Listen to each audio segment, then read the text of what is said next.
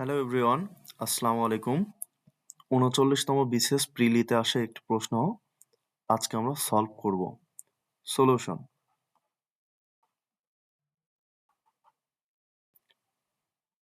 দেওয়া আছে এইটা ইকুয়াল টু আমাদের 1, তাহলে আমরা লিখতে পারি 125 into root over 5 to the power 2x equal to আমাদের 1।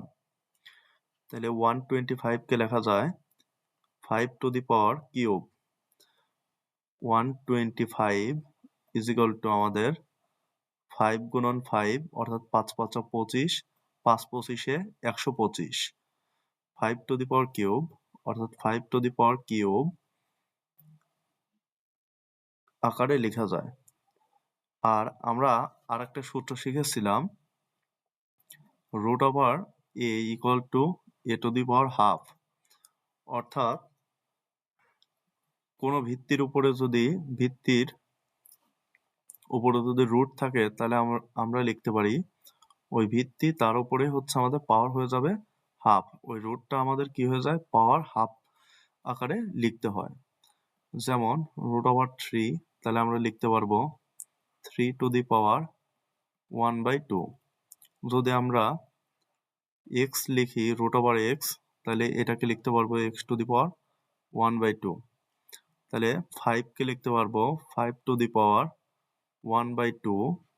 এর মাথার উপরে আছে হচ্ছে আমাদের পাওয়ার হিসেবে 2x is equal to 1। 5 to the power cube রাখলাম, আর এটা হবে a to the power m into n। আমরা সূত্র শিখেছি a to the power m তার পাওয়ার n হইলে আমরা সূত্রটা লিখতে পারি a to the power m n, অর্থাৎ পাওয়ারগুলো আমাদের গুণ হয়ে যায়। তাহলে আমরা এখানে লিখতে পারবো 5 to the power 2x by 2, 2x by 2, 2x by 2 is equal to 1। তাহলে আমরা লিখতে পারবো 5 টু দি পাওয়ার কিউব, আর এইখানে হচ্ছে আমাদের এই টু ক্যান্সেল। তাহলে আমাদের এখানে থাকবে 5 to the power x is equal to 1। তাহলে আমাদের দুইটা বেজই সেম এবং এরা কি আকারে আছে, গুণ আকারে আছে। এরা কি আকারে আছে, আমাদের গুণ আকারে আছে। তাহলে গুণ আকারে থাকলে আমরা একটা বেজ লিখতে পারবো, আর এই পাওয়ারগুলো আমাদের কি হবে, যোগ হবে। 3 প্লাস এক্স ইকুয়াল টু 1। তাহলে এখানে আমরা লিখতে পারবো 5 to the power 3 plus X. 1কে লিখতে পারবো হচ্ছে আমাদের 5 টু দি পাওয়ার 0 আকারে। ইমপ্লাইজ দ্যাট, যেহেতু আমাদের ভিত্তিগুলো সেম, ভিত্তিগুলো আমাদের যদি সমান হয়, তাহলে পাওয়ারগুলো আমাদের সমান হবে। ভিত্তিগুলো সমান হলে আমাদের পাওয়ারগুলো সমান হবে। তাহলে আমাদের নিয়মটা কি, বেস বেস সমান হলে